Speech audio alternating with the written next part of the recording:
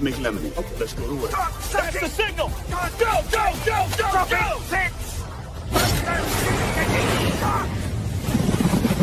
It's beautiful!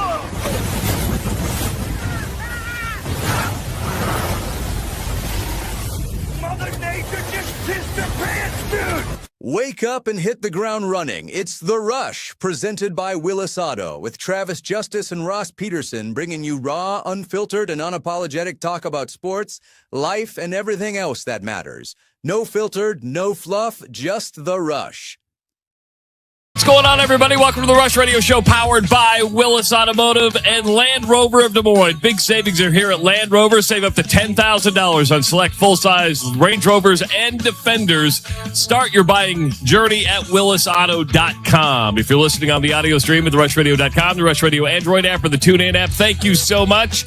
If you are watching on YouTube this morning, go ahead and hit that subscribe button. Give this video a like. Leave your comments in the comments section.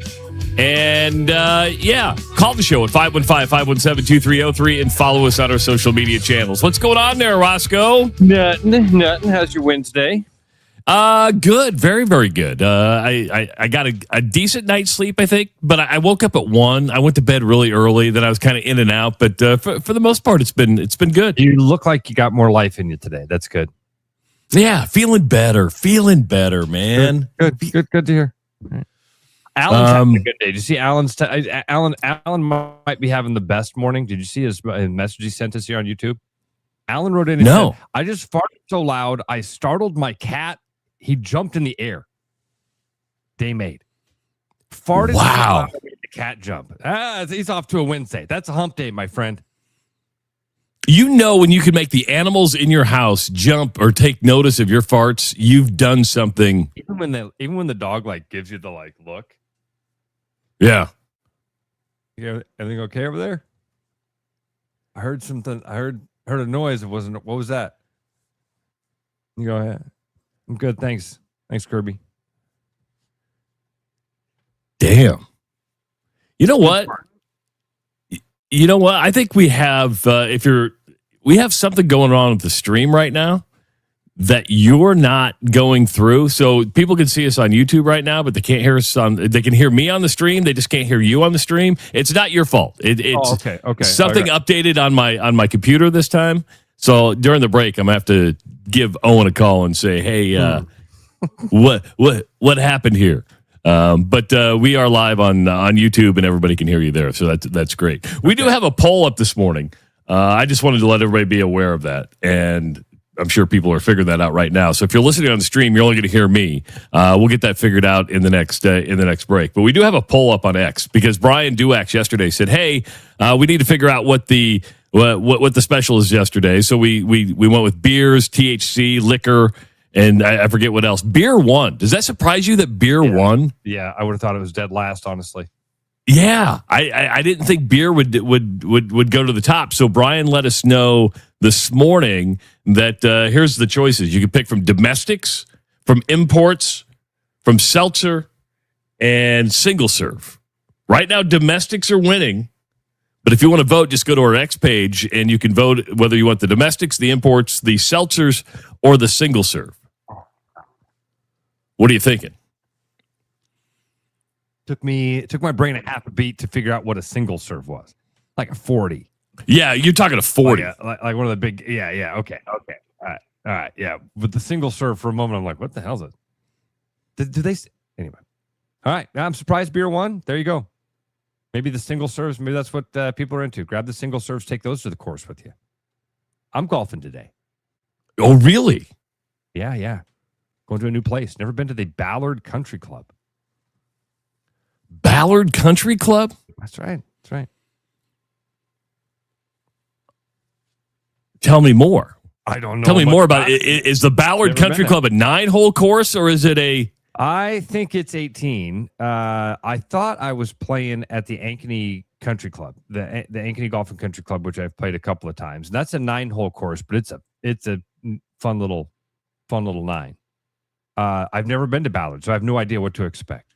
It's a deal. Courtney's brother's in town. I've told you this, right? I grew up with Colonel Tim Page. Okay. And when we were growing up, he was just, Tim Page, a couple years younger than me. When he got out of East, joined the military, and has had obviously very distinguished career in the military. So Colonel Page is back in town, and we're going to get together and go golfing and have some fun. So I think a 3:00 tee time today. That'll be perfect. Damn. That would be perfect. It was hot yesterday, dude. If you would have golfed yesterday, it would have been really, really, really hot yesterday. Like today? What's the plan today? I think, there's like a thunderstorm watch right now where I'm at.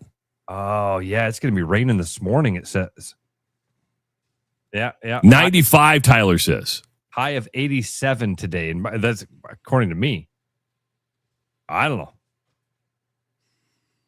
Yeah. High of 87 with some rain this morning in central Iowa. Oh, it's going to get hot this afternoon. Anyway, it'll be a fun day on the golf course.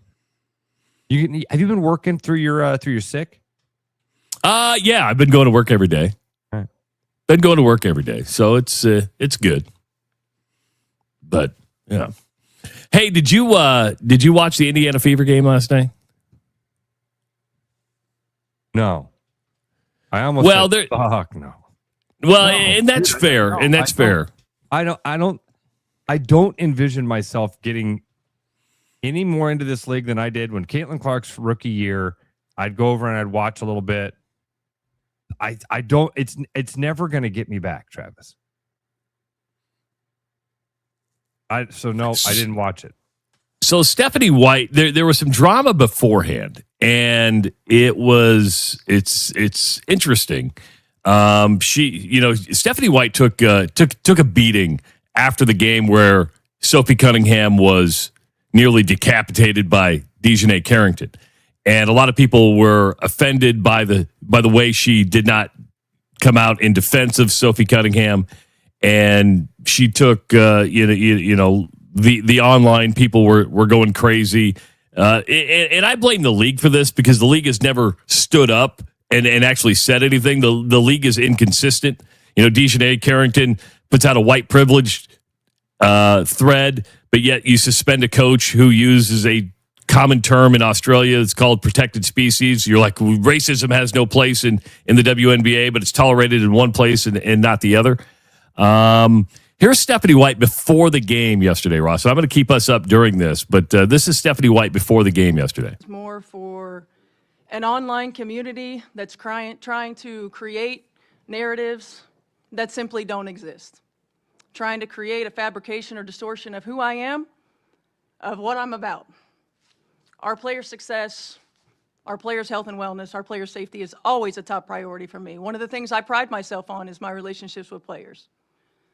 For those who have anything to say about the play in the last game, I didn't see the play in real time. I went straight to a press conference. I thought the play got called right. Thankfully, Sophie's okay. Was it egregious? Absolutely. When you have a chance to watch that over and over and over on replay, you can see that. I didn't have that in real time. I take personally any suggestions that I don't and always have my players back. I ride with them 10 toes down all the time. All the time. They know that. It's a shame that we can't have an opportunity to talk about what great basketball they're playing. Because they are playing. The reality is, with me, I will always lead with love. I will always lead with grace. I will always lead with humility. And I will always lead with integrity. Doesn't mean I'll always get it right. I'm also human. The hate, the fear-mongering, the divisiveness, the stuff that's trying to hijack our league will not win. It won't win. We are united. We are connected. We will not be divided. Every day these women put their on the line. Every day. When they go low, we go high. Love will win. Grace will win. Humility will win. And kindness will win. I stand by them. I will always stand by them. Everybody else can go to hell.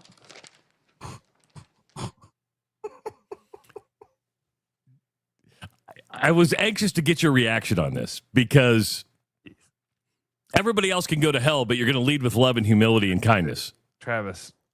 Okay, I didn't write anything down. I'll just tell you, they are addicted to the drama. You know what the right thing to do was? Nothing. Shut up. The right thing should be everybody stop. Everybody shut up. Quit sharing your opinions. Seriously, for about a month, everybody shut up and play basketball. We're addicted to the drama. She's pounding the table. We're going to lead with love. We're united as you just got. And if you don't like it, you can go to hell. We're addicted to the drama. I don't care. Like,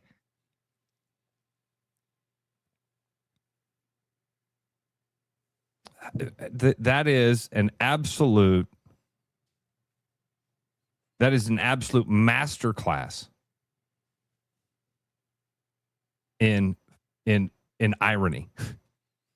Pounding the table. We're going to lead with love. You should show this of, hey guys, here's how not to handle a situation. Was she trying to say, hey, I screwed up the previous press conference? Was that what she was trying to say there? I think it was funny because whether you like Dave Portnoy or not, Portnoy come out yesterday and said, all you had to do is say, I screwed up. That's all you say. I should have, because she said she didn't see the play in real time. And to say you didn't see the play, to me is, I don't know if I want to believe her, because you're on the sidelines and you have 8 million iPads there that are looking at replays all the time. Yeah. Do you not go to one of your assistant coaches and say, what just if you didn't see it in real time, don't you go to one of the assistant coaches and say, let me see the replay? Because the replays are right there. How do you not see the play that's going on? I think she was trying to say, Travis, I'm not perfect. I don't think she's very smart. I haven't paid attention to her at all. That's the longest clip I've seen of Stephanie White. That's a lot of cliches. She's throwing a lot of cliches at the wall, and they're going like this. They're weaving and wobbling, and there's no clear message there. There's not a lot of her words there. There's a lot of table pounding. It's a mix between a political speech and a pulpit. She's just repeating things she's heard because this is how people make a point. When you're angry, you talk like this. And when you need to, you throw in some cliches. When they go low, we go high. I've heard people say that. Ask not what your country can do for you. Read my lips. No new taxes. Yeah. And in conclusion, hope and change. I don't think that's a very smart woman. She hasn't handled any of this stuff the right way. We haven't seen any PR home runs from her, including this one. It gets a base fired up, but you're right. When you listen to it over and over again, you're like, that was a person who's broken. I don't know if it gets a base fired up. I really don't. I think that it's, I think it's a bad look. She was booed by the home crowd last night when she came out. So that was the pregame. They came out, they introduced Stephanie White, and the crowd booed her, which I think speaks volumes to maybe the way people are feeling. And people are saying this morning, this is exhausting. I don't disagree with you. I hate it. I really do. We don't even talk about the basketball.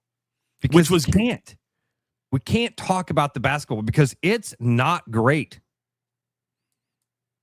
And so how do we get people to keep talking about this? Feed them the gossip. It's become, what's that? The View.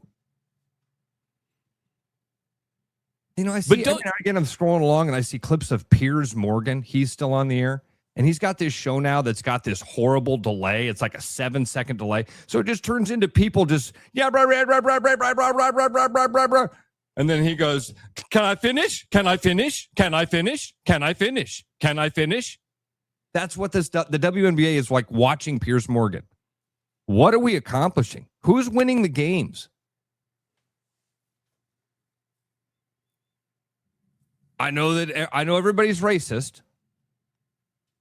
And I know that that we're probably sexist as well in some way.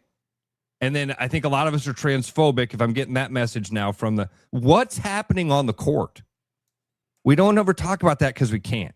So we become addicted to this stupid ass drama. I'm so tired of it. Like, would you agree? Would you agree that the WNBA as a league shares a portion of this? Because it is dead silent on almost every single issue. It doesn't take Travis, leadership. You're missing my point. No, this is what they want. You think so? What, Travis? Because it drives the clicks?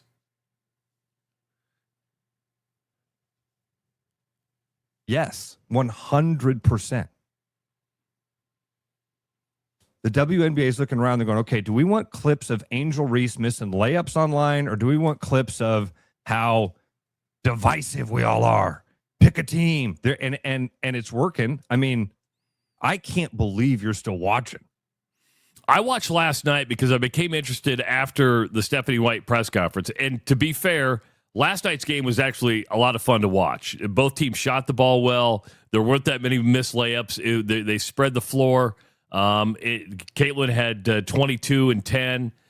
Kelsey Mitchell had 28. It was actually a pretty entertaining game last night. I'm not saying all the WNBA games are. I'm just saying the one last night was better. Was probably one of the better ones I've watched this year.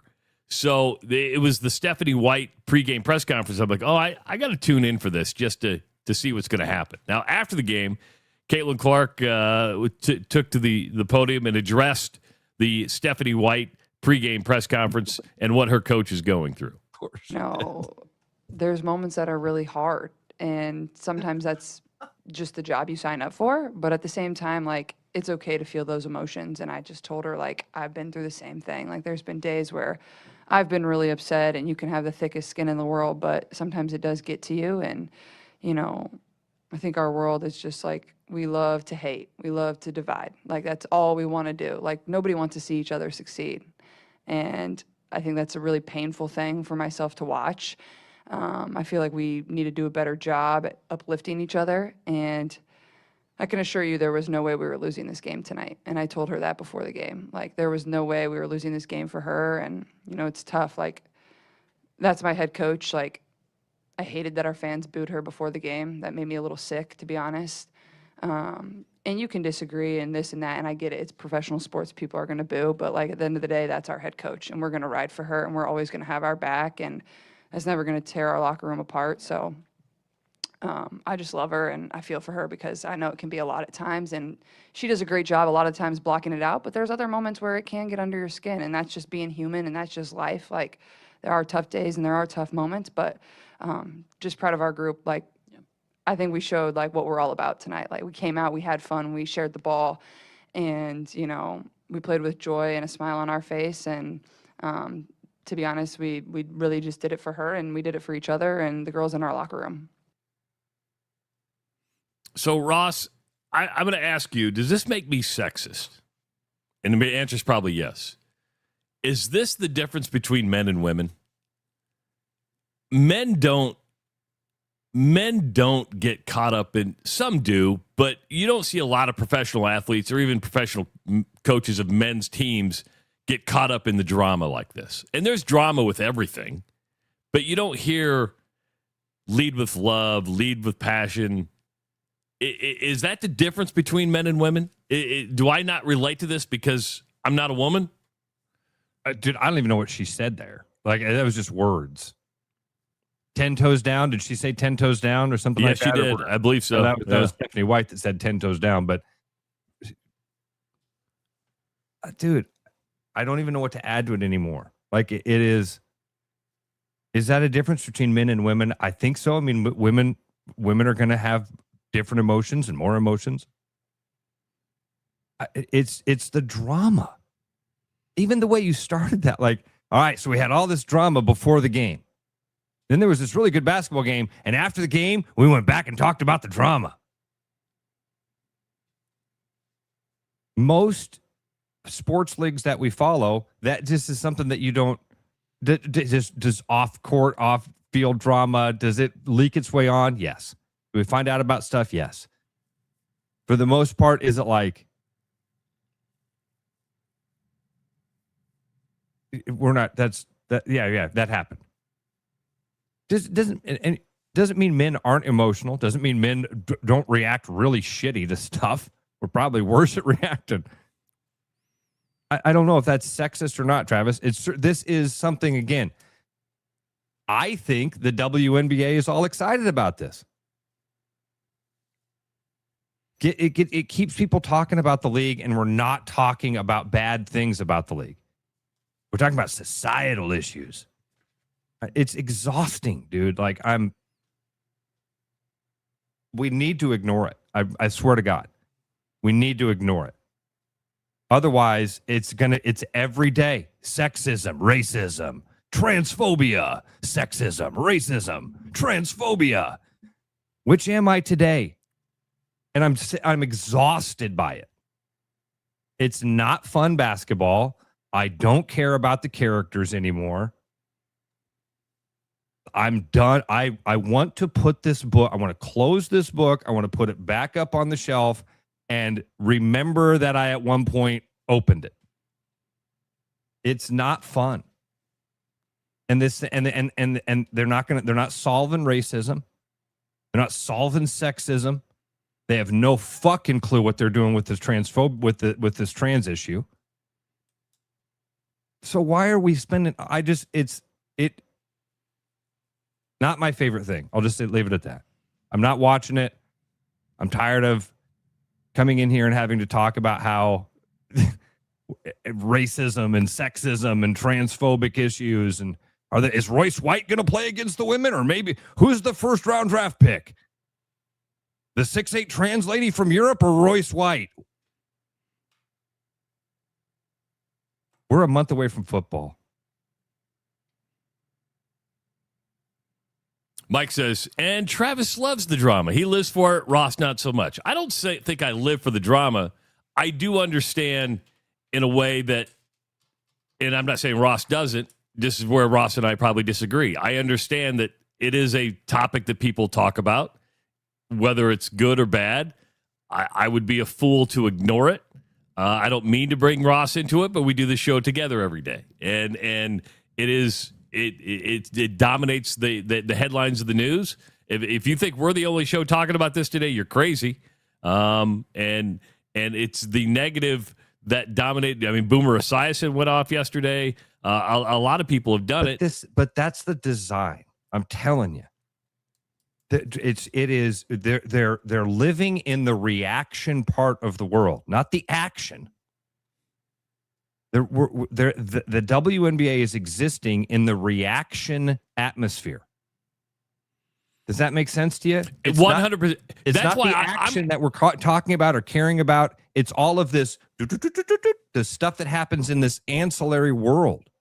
And I think you bring up a good point that this is what the WNBA wants. And my counterpoint, and it's not even a counterpoint, is the WNBA needs to stop doing that because there's no leadership from the WNBA to show that you're like a viable league that has like leadership that says, hey, we're not going to do this, right? I mean, you've got to have rules for your coaches, your players. There's a certain thing to represent the league, and you're letting the inmates run the asylum is basically what it comes down to. Travis, is that this is not reinventing, or this is reinventing the wheel. The game plan is laid out for you. The NBA, the NFL, even Major League Baseball. The game plan, it's all laid out before you. Control it. Control the message, control the narrative, make it about the game. You'll be just fine. This will not last.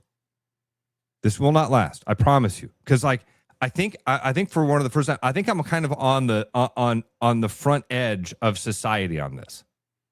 I was into it for a little while. I kind of got over it. Now I'm not only over it, I'm like turned off by it. I'm turned off by it. I hear WNBA and it's like hearing Jesse Jackson and Newt Gingrich. I go, I don't want to deal with this. That's a good poll right there, by the way. Jesse Jackson and Newt Gingrich. Yeah, that's a good poll. Polarizing. I hear WNBA and I go, all right, sharpen these political skills here. Here we go. We got to get into culture war debates. Because of cliche fest and posts. And was it a thread? Oh, what did she mean by her thread? The Stanford girl said that there's white privilege. Now, what does that mean? Stephanie White, what's your reaction to it? Well, why was your reaction that way? Hey, can we get reaction to her reaction? And then we'll get reaction to her reaction and your reaction to that action.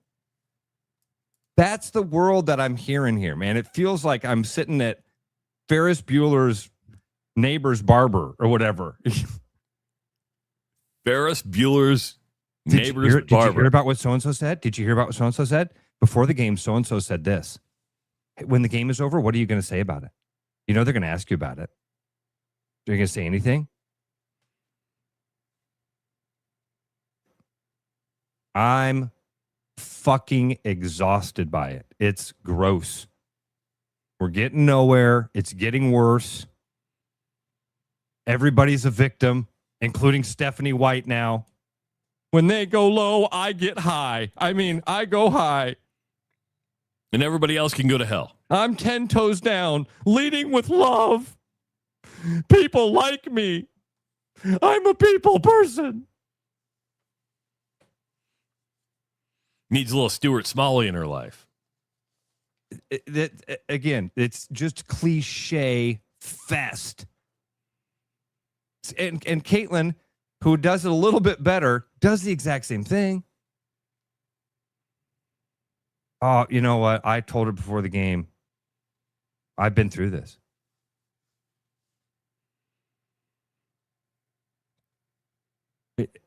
I'm exhausted by it, dude. The league needs to tell them all, we're not doing any favors. We're not doing anybody any favors. We all need to shut up. You can't tell a woman to shut up. Okay. Live in the drama. Live in it. And watch what happens. You're driving people away. I promise you. It's not, you're driving people away from even wanting to hear WNBA. Whatever. Take your weird politics and everybody's sexist, racist, and transphobic and go play your game.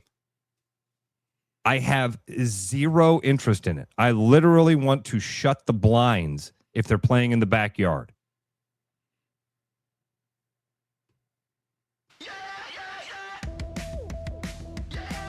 You know, if the Fever make the championship, we'll still talk about it, though. You will watch it. You can keep me up to date on it. Here's how Caitlin did last night. I'll go, oh. By the way, the Fever did beat the Liberty last night, 106-92. Caitlin Clark with 22 points, 10 assists. If you're not feeling right, don't ignore it. Treat it, but treat it your way. Urology Center of Iowa has a dedicated men's health wellness center designed to restore your confidence and your comfort and put you back in control. Because at UCI, you'll get a personalized treatment based on you and nobody else. You deserve a clear plan, a private, tailored experience, and judgment-free care. That's UCI. Schedule an appointment with UCI today at iowauro.com. It is the Rush Radio Show, powered by Willis Automotive. The Rush Radio is now on the free TuneIn app, allowing you to enjoy the show on Apple products and Android Auto. Download the free TuneIn app and search The Rush Radio to take Travis and Ross wherever you go.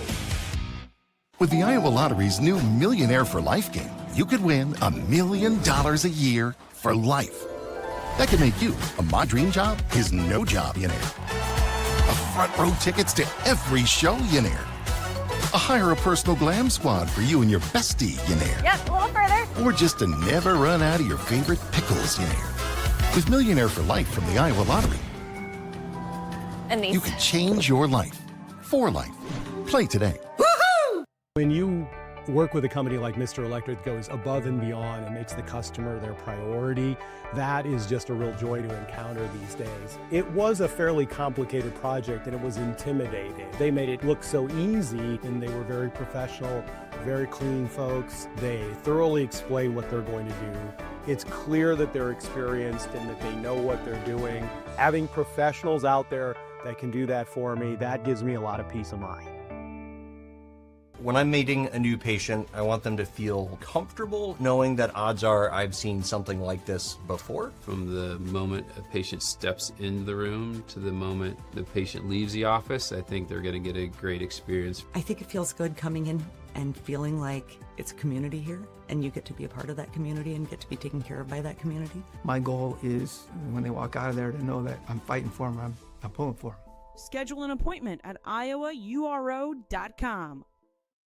Loving the Rush? Of course you are. Keep listening for more local sports content on The Lunch Rush with Trent Condon from 11 to 1 and Beyond the Bench with Sean Roberts and Lucas Strain from 4 to 6 every day. It's all here on the Rush Radio Network.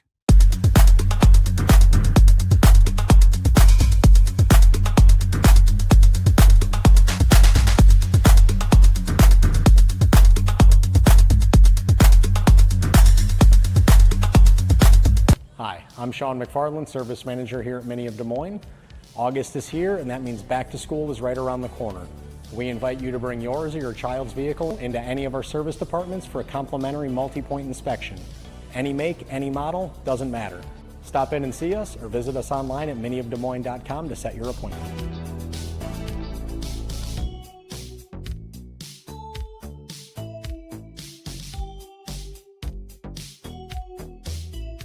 Every business has priorities, and Priority One Heating and Cooling is no different. As a service provider, we prioritize quality air conditioners and furnaces that will keep your home at your comfort level year-round. As a small business, we prioritize doing things the right way and treating people fairly. As a truly local business, we prioritize our community. As a veteran-owned business, we prioritize duty and commitment. For big business service with local value, trust your home to the place where you are always Priority One. I hope you're stretched, hydrated, and prepared for more nonsense because The Rush with Travis and Ross, presented by Willis Automotive, is back now. Are you ready for the Iowa State Fair? It kicks off on Thursday, and JR South Fork Ranch is just not a food stop at the fair. It is a full-on fair stop. If you're headed to the Iowa State Fair, like many of you are, make sure to make JR as part of the plan and come hungry and get all the great food, including JR's famous lobster roll, or one of the most talked about new items of the fair, caviar nuggets. That's premium caviar, creme fraiche, and crispy chicken nuggets. Grab a cold beer, one of their new specialty drinks like the Pink Pony Cooler. They've got live music, a DJ late at night. Ross and I are going to be live from JR South Fork Ranch Friday morning from 6 to 8. Got a lot, or 6 to 8. Yeah, 6 to 8. And Sean and Lucas. You questioned that. I did. I questioned the time. And Sean and Lucas Beyond the Bench going to be live from 4 to 6 at JR South Fork Ranch at the Iowa State Fair.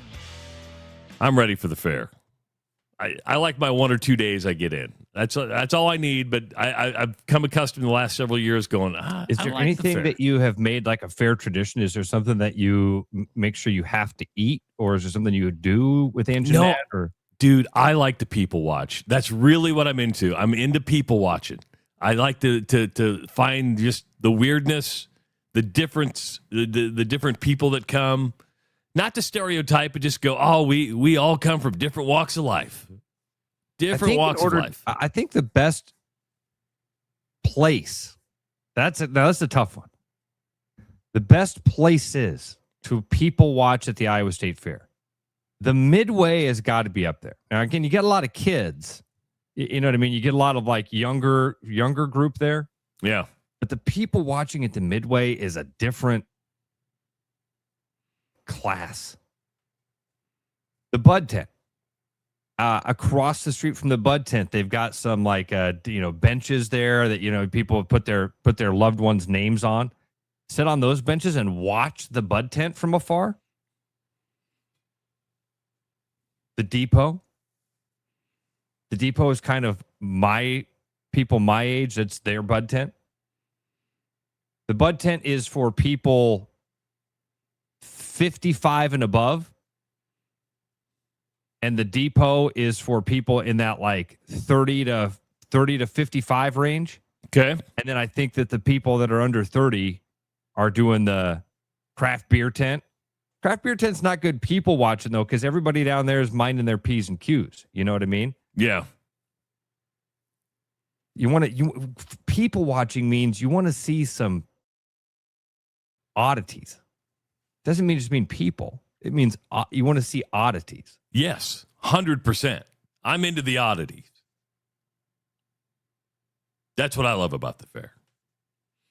I'm not into any one food or any one tent or exhibit, though I do like to go see the biggest hog of the big fat pig that wins. That's one of my favorite things to do. Just go, damn, that thing's big. That thing's really, really big. A couple of interviews coming up today. We're going to talk a lot of racing in hour number 2. Connor Ferguson from Always Race Days scheduled to join us at 7 o'clock. Knoxville Nationals start tonight in Knoxville. 65th Annual Knoxville Nationals get underway tonight. Greatest show on dirt. And then Eric Peterson from the Iowa Speedway going to join us at 7:30. Lots of stuff happening at the Iowa Speedway. We know the NASCAR race is over, but there is a lot to get done between now and July 4th of next year, and they've started those renovations already. So we'll talk to Eric about, kind of his postmortem of this year's NASCAR race and then what's coming up with the Iowa Speedway to get ready and make it bigger and better for 2027. Ross, this isn't on your rundown. It actually, I made the rundown this morning. I emailed it to you fairly early. This came up late. I want to talk about Paul Skeens because you're a baseball guy. Paul Skeens is, well, he's struggling. I mean, there's no doubt about it. I saw this stat this morning. He took the loss last night against the Marlins. They got beat 2-0. He pitched 5 innings, gave up 5 hits, 2 runs, struck out 4. It was the first game of his career. He didn't reach 97 miles per hour. Ooh. The velocity is going away. Have you ever heard of a dead arm period? I haven't. Yeah. Fill me in. Guys that have lightning in their arm, sometimes that lightning dulls for a little while. It's called a dead arm period. And it happens with dudes that can throw this hard, where something is happening. Now, what it is, if it's just a combination of parts wearing down, muscles not firing the way they used to, ligaments not reacting, dude, Dr. Sullivan would be a good one to have on about this.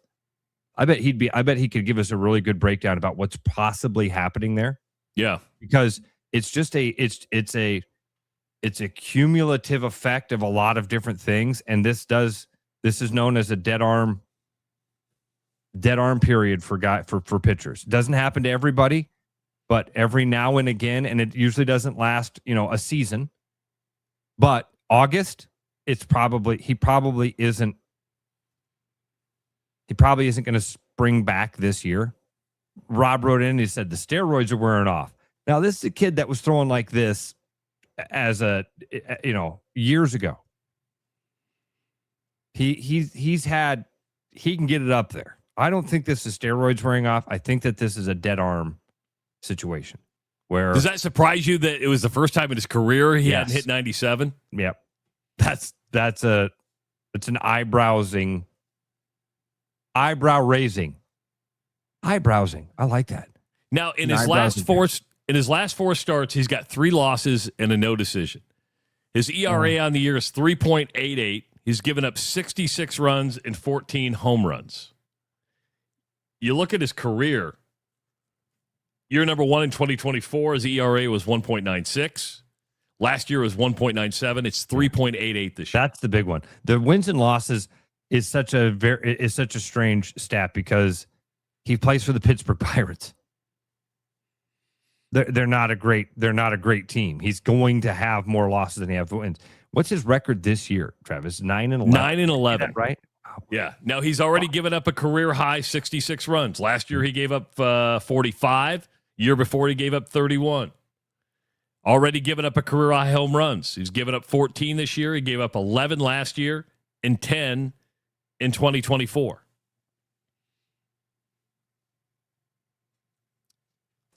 Travis, do you know much about WAR? I don't. I've heard it, and I don't understand it. It's kind of like... It's a good number. That it's a cumulative thing. It's not a Basically, it's a good stat that combines a lot of different stats to figure out how much better you are than average. The higher the number, the better. His rookie year, his WAR was 5.9. Last year, his WAR was 7.5. And again, those are fantastic seasons. ERA under 2. You're striking out 200 guys last year, got to 216. This year, his WAR is 2.1. It's less than half of what it was his rookie year. So the higher the WAR, the better. Yes, the higher the WAR, the better. He went from 5.9 to 7.6. This year, it's 2.1. Opponent's batting average. See, his opponent's batting average went from 257, 251.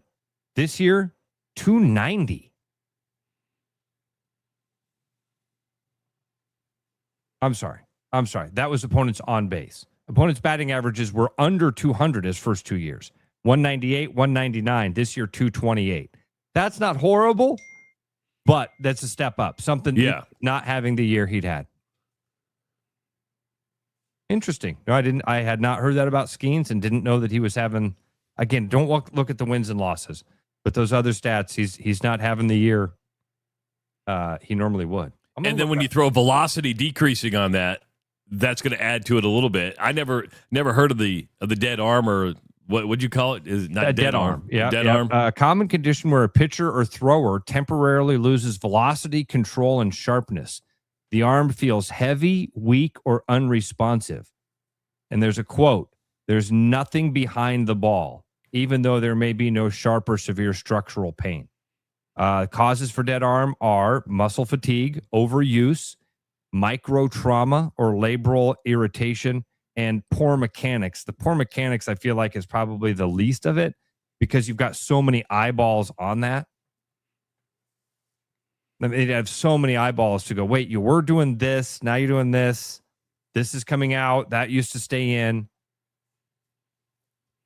But yeah, I just Googled dead arm in baseball. Is this a case? You mentioned overuse. I mean, he went straight from LSU basically to the bigs, right? I mean, the guy, it was a straight shot trajectory to Major League Baseball. He spent very little time in the minors.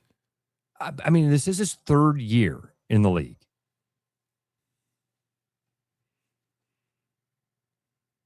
I mean, Travis, it's overuse is what it is. It's like even the recovery and management, active rest, reduce throwing intensity, got to take time off, give the arm complete break from high intensity mound work, physical therapy, and then address the mechanics again is the last thing. I mean, since June 20th, he's only gone over 6 innings once. I honestly, Travis, I didn't know this was happening. I would consider shutting him down. Yeah, because the Pirates are in last place. Right.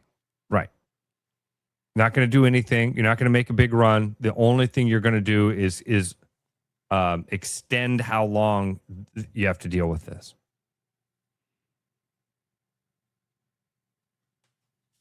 And that was going to be the next question I asked you. What do you do? Do you say, hey, we're going to wrap you up for the year? Go on vacation with your is it girlfriend or wife? Girlfriend, Olivia Dunn. They're not married yet? I don't think so. Not that I know of. If they are, they kept it pretty quiet. They didn't do the Taylor Swift, Travis Kelce thing and rent out Madison Square Garden. Have Adam Sandler do the. I'm not just being a smartass. If I'm Paul Skeens, if I'm the Pirates, I think shut it down and say, go on vacation. Go to the Maldives with your beautiful girlfriend. Maybe propose. Yeah, because if you want him for the long term, because if you don't do it, you're affecting your long-term investment. But I've got to believe that they want him to go longer than 5 innings. He's 24 years old. He's got a solid decade left in this game. A solid decade. Like, I think that's the right thing to do. Listen, Rob's being a smartass here. There's some truth to what's about to pop up. I'm sorry. Why waste your arm for the Pirates? You're going to be a Dodger or Yankee in the next couple of years anyway. Wasn't there some trade talk of Skeens even before the season, like, but you have to do the obligatory. I want to be a pirate for my. I mean, you can't go out and unless you're really pissed off and say I want out because you're 24 years old and that doesn't sit very well. He grew up in Fullerton, California. You think Pittsburgh is home? I'm being serious. That's fair. That's fair. While we're talking about baseball, I got this sent to me yesterday, and I want to show it. One of our listeners, I forget who it was over at Dyersville. And this is the field of dreams for tomorrow night's Major League Baseball game between the Phillies and the Twins. Has that changed a lot? Has it always been a double-decker over there in left field? Know. I don't remember. Didn't that look weird with the double-decker and then you just got the cornfield with the scoreboard? It's unique, man. There's no doubt about it. It's unique. I love the scoreboard in the middle of the cornfield. It's just and the light pole. How do you get a combine around that light pole and the scoreboard? They've got it figured out. I guarantee you. Nick said that's new seating. That's new seating? Okay. Apparently yeah. And it does, now that he says that, it does kind of have a different hue. Doesn't it have a different little look to it? Think Musco did the lights? I would assume so. Name another lighting company. You probably can. I can't. I really can't. You can't? No. They dominate the market. They're into the LED screens and everything now. They're like taking over. Quite a company. I thought when you said so the other thing that came out yesterday, I don't know the details of it yet. I just saw this Yahoo article. Did you see who the latest to Did you see the latest to go the private equity route? No. So we had the Utah Athletic Department do it. Yeah. There was another one that last week was talked. Big Ten. Well, there was rumor that LSU was going to. LSU considered it. Travis, the New York Yankees received $2.6 billion from private equity fund in new deal. The Yahoo article is only about 4 paragraphs. It doesn't get into many details. And it's basically like, oh, it's no big deal. There's not even any really. It's just a loan. It's just the money. They don't get any control. I'm going to read this to you. The agreement was announced Tuesday. It's primarily structured around debt financing, although it also includes an equity component. The deal confirms an earlier report from Bloomberg News and represents a significant financial move for one of the most valuable franchises in all of sports. They reiterate that a couple times in this article. According to the statement, the proceeds from the agreement will be used to support the growth of the franchise and refinance existing debt. If you would have told me the Yankees were in debt, I would have been like, no, not the Yankees. While $2.6 billion is an enormous figure, the Yankees are uniquely positioned to handle a transaction of this magnitude. Based in the Bronx, the franchise has long been the financial powerhouse of Major League Baseball. Sportico currently values the Yankees at more than $9 billion, placing them among the most valuable sports franchises anywhere in the world. Now, if you're wondering again, they got $2.6 billion from private equity. The entire franchise is worth $9 billion. So they got almost a third of the entire value of the franchise in a loan, and they're trying to tell us, yeah, but there's no real component. Yeah, there's a little bit of an equity component, but there's no equity until the loan's paid off, or what? It says, despite the enormous financial agreement, Yankee fans won't have to worry about a change in ownership. Yeah, that was the worry. The franchise remains controlled by Yankee Global Enterprises, which is led by Hal Steinbrenner and member of the Steinbrenner family. The $2.6 billion provides the franchise with significant additional financial resources while allowing the current ownership group to maintain control. for one of the biggest brands in sports. And I swear to God, the last line is, it's another indication of just how valuable the Yankees have become. They're worth so much money that they need money. Their value is so high that they need $3 billion to pay off their debt. That's how much they're worth. Can somebody explain this to me? I can't. Can somebody explain an article from Yahoo Sports that says 3 different times the Yankees are worth so much goddamn money you can't believe it, and they need $2.6 billion to get out of debt if they want to keep going? Yeah, they're worth a lot right now, but they really need this $2.6 billion from private equity in order to, what did it say? To basically to keep going, we got to keep the doors open here at the Yankee Stadium.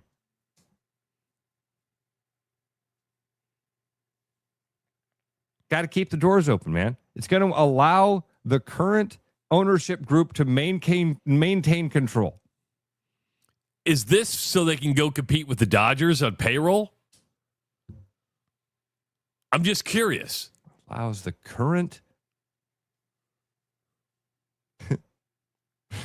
provides the franchise with significant additional financial resources. I would say 2.6 million is significant Billion. financial or billion. Yeah, 2.6 billion. Yeah. 2,600 million is how you say that. That's how much money that is.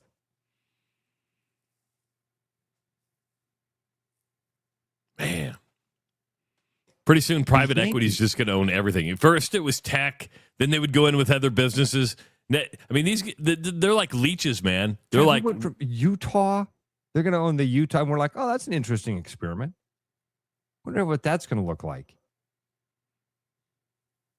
2.6 billion, and this article's like, yeah, but they don't really own anything. It's more of like a, they're Yankee fans.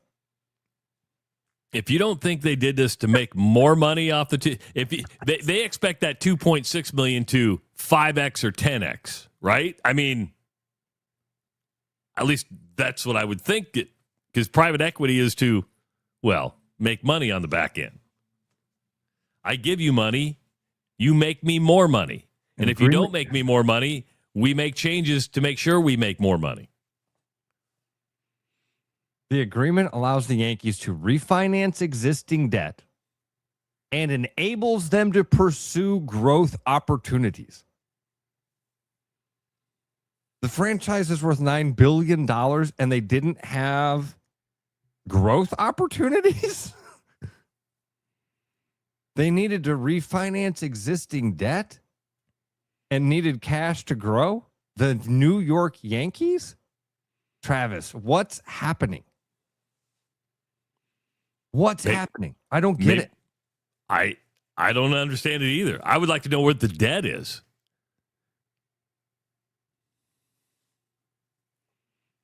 Dude, this is the quote from Hal Steinbrenner. We welcome Apollo to the Yankees family. It's the Apollo Global Management. Apollo Global Management. Prestige Worldwide is now part owners in the Yankees family. We're currently seeking ways to strengthen our positioning, and this partnership allows us to explore pursuing strategic opportunities. We look forward to a successful working relationship. What does any of that mean? It means they gave us a lot of money. We got to figure this out. We're currently seeking ways to strengthen our positioning. I mean, if you didn't have a clear plan, if you're seeking ways to do it and you didn't have a plan asking for 2.6, hopefully you had a plan. You have the most recognizable sports brand in the world. Worth $9 billion. And you got to figure out ways to strengthen your positioning. And this partnership allows us to explore pursuing strategic opportunities. What does that mean? It allows us to explore pursuing strategic opportunities. It's word salad. It's Stephanie White in a different way. $2.6 billion. Well, I'm so confused. The Yankees' parent company also owns 2 soccer teams, Italy's AC Milan and the New York City FC of the MLS. Well, there's your debt, right? Along with the Yes Network and Legends Hospitality. Last year, Apollo became the largest shareholder of a Spanish soccer team, Atletico de Madrid. So is it really about the Yankees, or is it about the Yankees organization that runs the soccer teams? So would that 2.6 go to those other organizations? It must, because it says, according to MLB rules, private equity funds can only hold up to 15% of a team's equity. But when you throw soccer in there, that changes the game a little bit. Damn.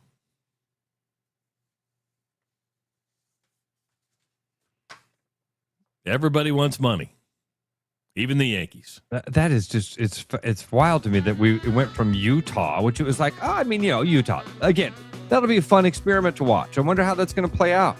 Wonder what they had to give up for that. Man, Big Ten's thinking about doing it. Big 12 is doing it. Yeah, Big Ten backed away. Big 12 is doing it. Yeah, it's the Yankees. What is sacred in this world anymore, Ross? What is sacred? Hey, do you need a jolt of energy?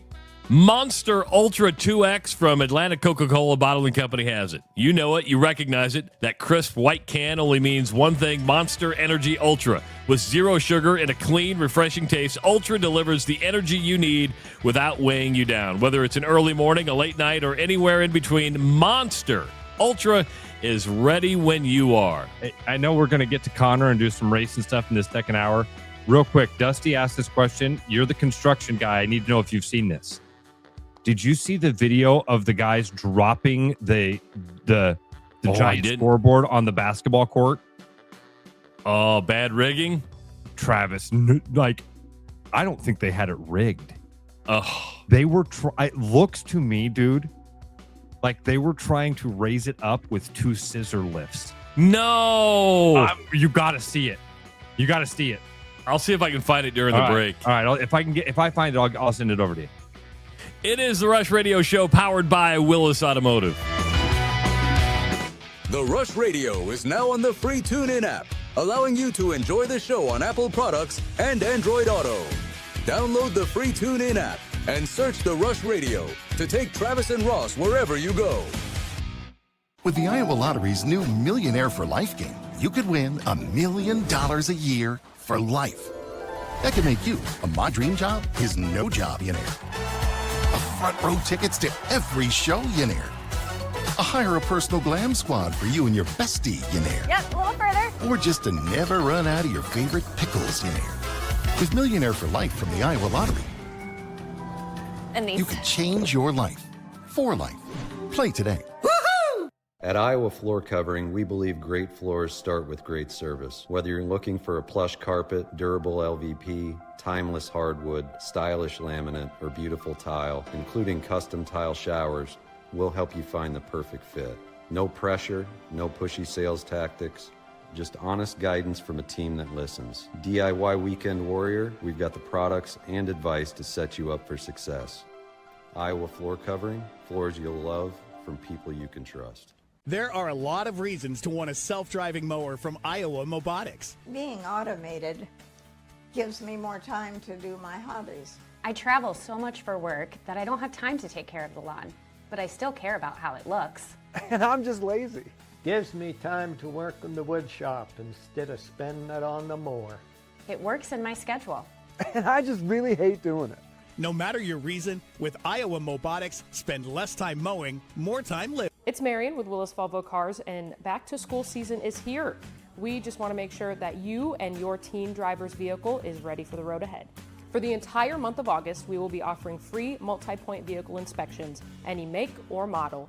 At any of our service center locations, a certified technician will check out your tires, brakes, underneath the vehicle, and everything in between. To schedule an appointment, give us a call or head online at willisvolvocars.com.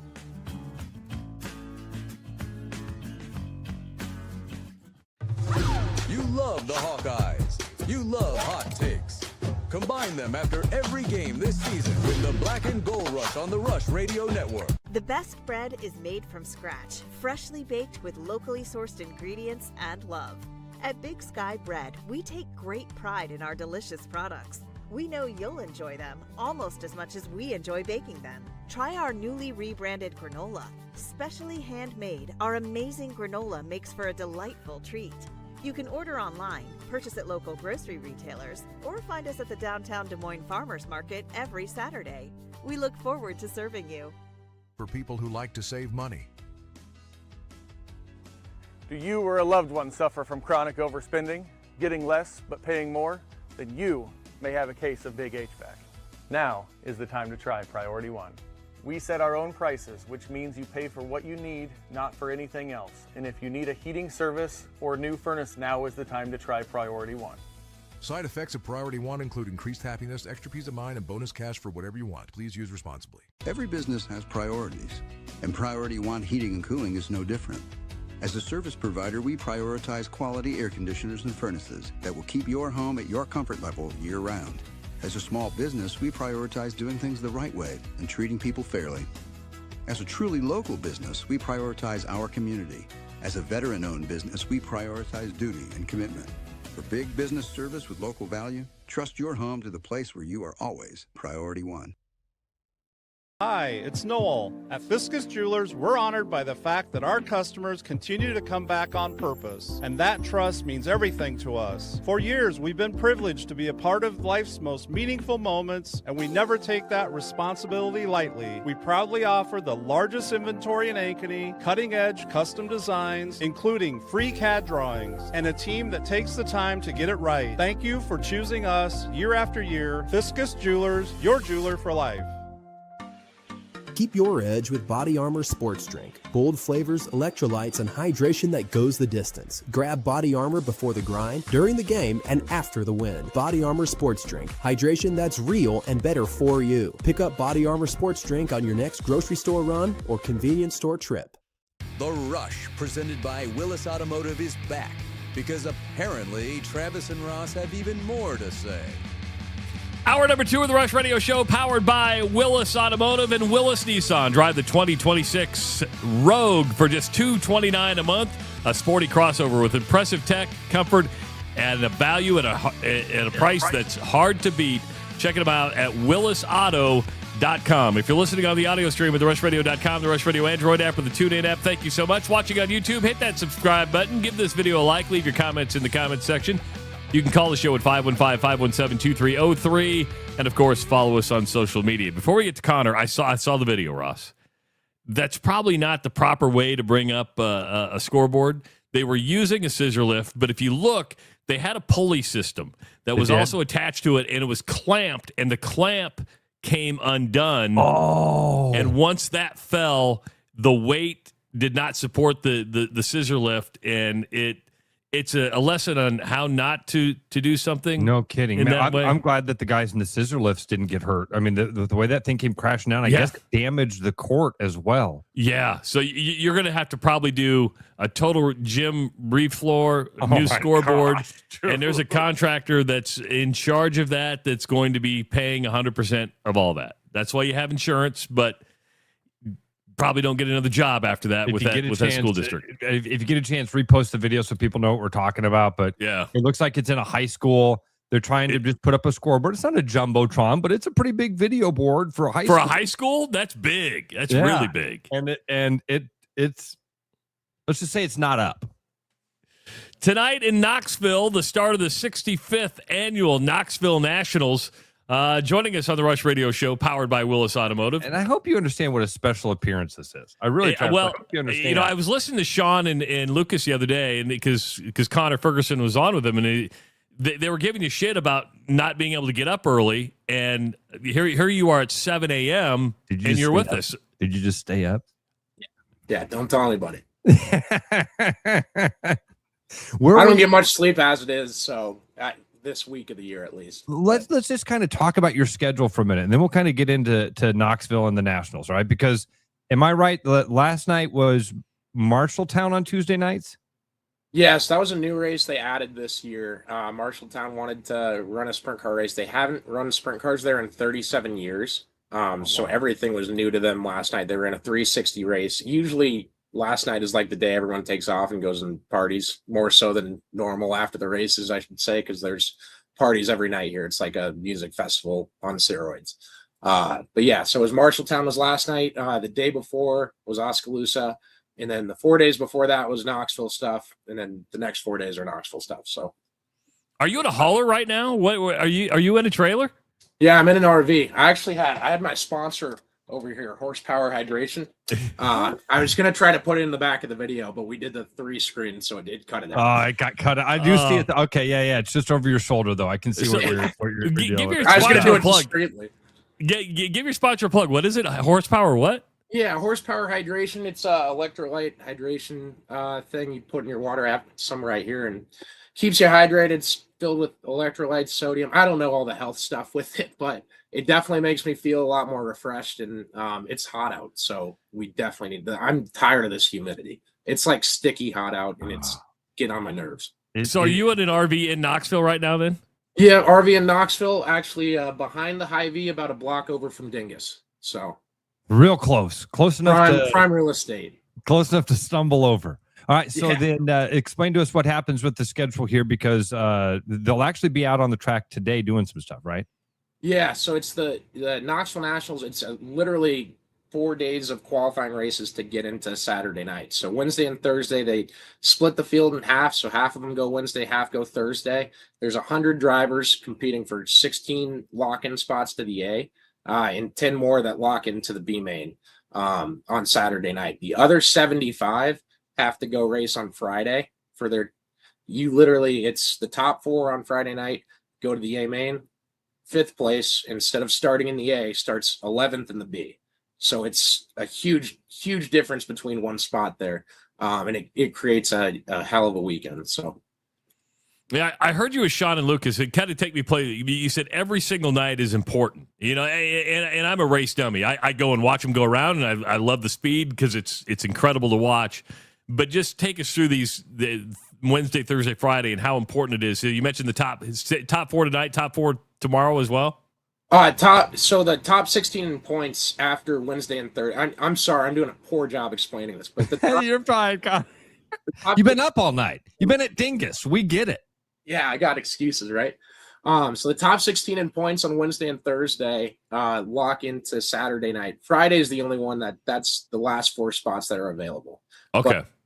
But what I mean when I say everything's important, like tonight, so you'll qualify. If you qualify first, you get 200 points. But if you're one of the top 5 qualifiers, you start your heat race in 8th. And you have to try and race your way into the top 4 just to make the A main of the Wednesday night show. And if you're not in the A main of the Wednesday night, you're not locking in. So and Travis, the Knoxville Nationals might not be for a first timer. If you don't know sprint cars, it's probably not. You're jumping into the absolute deep end of the pool there. Yeah. But what does make it fascinating, if people that are listening that aren't going to be going, sprint car racing is it's not like F1 or IndyCar where they follow the leader. To go from the back of the pack to first place can happen. It doesn't happen often, especially at this level, because everybody in the field is really fast. But that's what it's designed to create, that type of racing where the fastest guy can be racing through the field the entire time. It makes me want to rumble. Now, Casey Kane is racing tonight, right? And Kyle Larson tomorrow? Yep. Casey's going tonight, along with Donnie Schatz, Sammy Swindell. Ross, you would know him. He's a legend. He's competing in the 50th Knoxville Nationals. He was my least, Connor, when I was growing up, he was like my least favorite driver. I don't know why. Were you a Kenzer guy? Well, We liked Danny the Dude Lasowski. Yeah, I was a Kinzer guy, but I cheered for Mark Kinzer, not Steve. Yeah, not Steve, because Steve won all the time, and I was like, oh, here comes the up and comer. Did you just say this is fascinating too? Did you say Swindell's racing in his 50th Knoxville Nationals? Yeah, isn't that crazy? He's 71 years old, I believe. I mean, I've been around some racing guys. Most of them I know, drive late models, and they get that mid 40s, and they're like, I'm out. I can't do it anymore because they're scared. Their mortality starts to sit in. If you're 71 and still racing this, you have no fear of death whatsoever, right? I mean, you've got to be a little screw loose to be 71 years old racing in this. Absolutely. And I will say these cars are super safe. I mean, like, they take safety to another level in dirt track racing with the inventions and stuff people are developing to try and make cars go faster. Like when they invented the wing on top of the sprint car, this is one of my fun historical facts. When they got the wing on the cars, it made the cars 2 seconds faster and tremendously more safe. It's the only invention in racing that's ever made a car faster and safer at the same time. That's really cool. I try to tell people that the wing is there so the car doesn't try to go into orbit. Yeah, something like that. Sometimes it makes them take off in the air a little bit, but hopefully not any this weekend. We don't love crashes. It has been a long time, Connor. Since now that you say that, it's been a long time. I feel like since there's been they happen, and God forbid, but with how much dirt track racing, with how much sprint car racing happens around the world, they are very safe machines. It seems like. So it is wild, man. Sammy Swindell, 71 years old, still going out there and doing it. Does he have a chance? Is he still one of the?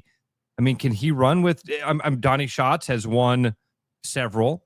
11.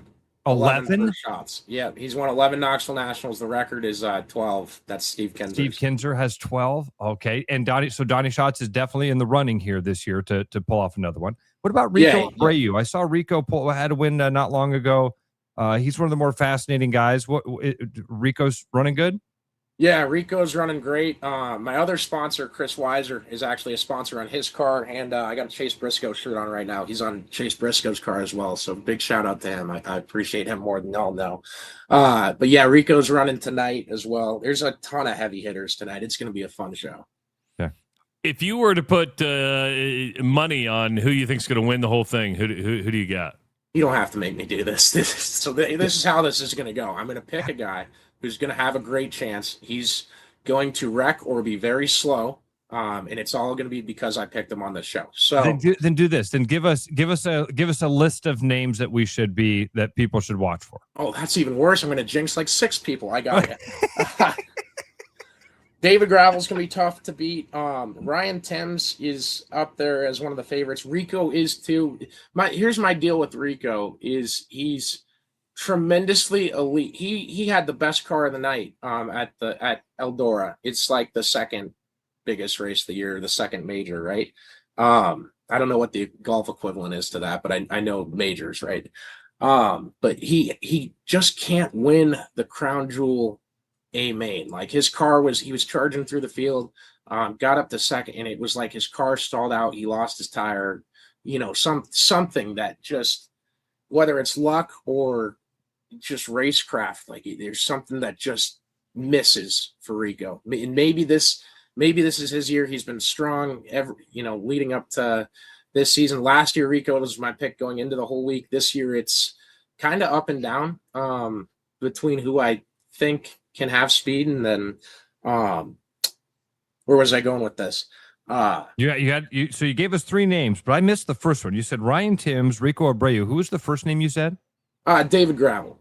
David Gravel. Yes. He's a qualifying machine. And then on Thursday, Carson Macedo, Logan Schuchart, and Kyle Larson goes. But here's the crux of the whole thing. NASCAR scheduled against the Knoxville Nationals. NASCAR has a cup race on Saturday night. So Kyle Larson is racing Thursday. Their plan is if they lock into the A-main, his crew guy is going to start and park the race car. Nobody wants to see that. They're there to see Kyle Larson. Yeah. It's a contentious topic, and screw NASCAR for that. I'll say that openly.